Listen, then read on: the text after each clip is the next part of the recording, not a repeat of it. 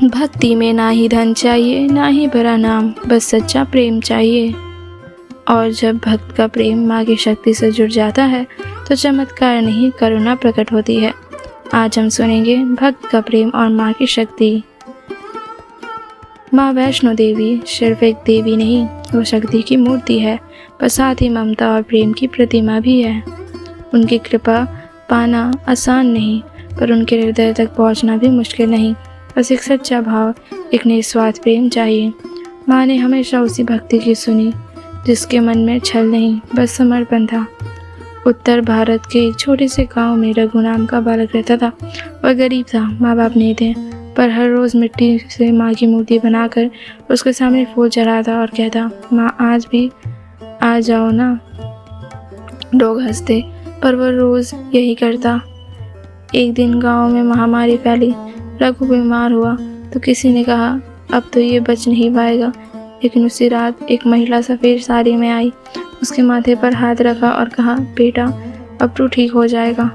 सुबह रघु उठ बैठा, ताजगी से भरा। गांव वालों ने पूछा, कौन थी वो? रघु बोला, माँ आई थी, मेरी माँ वैष्णो। शांता दादी हर दिन वैष्णो देवी का भजन गाती थी।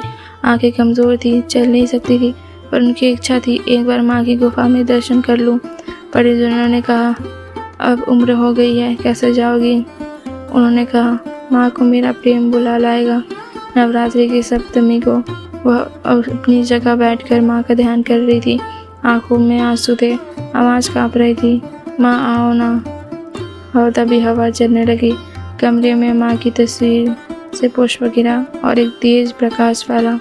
शांता दादी चौंकी, फिर मुस्कुराई और बोली, माँ आ गई बेटा, अब मैं जा सकती हूँ। डॉक्टर अमित एक वैज्ञानिक सोच वाले डॉक्टर थे। उनके अनुसार ईश्वर एक भावना है, पर चमत्कार नहीं होते।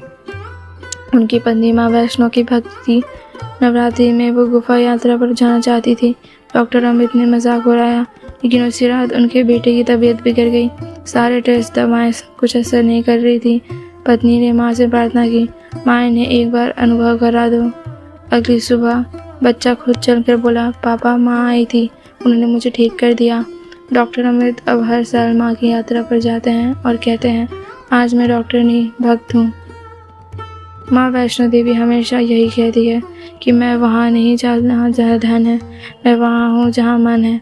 कोई लड्डू चढ़ाए या एक फूल, अगर वो प्रेम से चढ़ाया गया हो तो माँ उसे स्वीकार करती है। कोई मंदिर जाए या दिल से पुकारे, माँ उसकी सुनती है। माँ की शक्ति उनके भक्तों के प्रेम से ही चमत्कारी बनती है।